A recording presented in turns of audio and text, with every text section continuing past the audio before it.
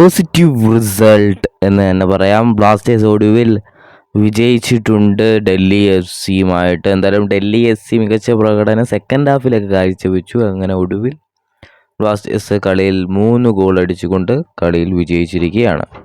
ഇതോടുകൂടി ഗ്രൂപ്പിൽ 1-ാം സ്ഥാനം ബ്ലാസ്റ്റേഴ്സ് ആയിരിക്കുകയാണ്.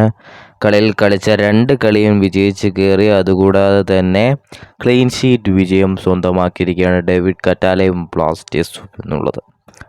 കളിയുടെ തുടക്കത്തിൽ തന്നെ ഡിഫൻസിൽ ലഗാറ്റ്, സന്ദീപ്, സഹീഫ്, അതുപോലെ തന്നെ വികാഷ് തുടങ്ങിയൊരു ഡിഫൻസിൽ വന്നപ്പോൾ മിഡ്ഫീൽഡ്സിൽ ലൂണയും ലഗാറ്ററും മാത്രമേ ഉണ്ടായിരുന്നുള്ളൂ. അത് എടുത്ത് അറിയാവുന്ന ഒരു മത്സരം. മിഡ്ഫീൽഡ്സ് മികച്ചതല്ലായിരുന്നു ഈ മത്സരത്തിൽ എന്നുള്ളതാണ്. അറ്റാക്ക് വരാൻ നോവ, കോറോ, നിഹാൽ, അതുപോലെ തന്നെ സ്ട്രൈക്കിങ്ങിൽ ഒബീറ്റ. കളിയുടെ തുടക്കം തന്നെ 18-ാം മിനിറ്റിൽ കളിയുടെ പാതി 18-ാം മിനിറ്റിലായപ്പോൾ എതിർ താരത്തിൻ്റെ മിസ് പാസിലൂടെ ബോൾ എടുത്തുകൊണ്ട് കൊൽദോ ഒബീറ്റ ഗോളടിച്ച് 1-0 എന്നുള്ള സ്കോറിലായി.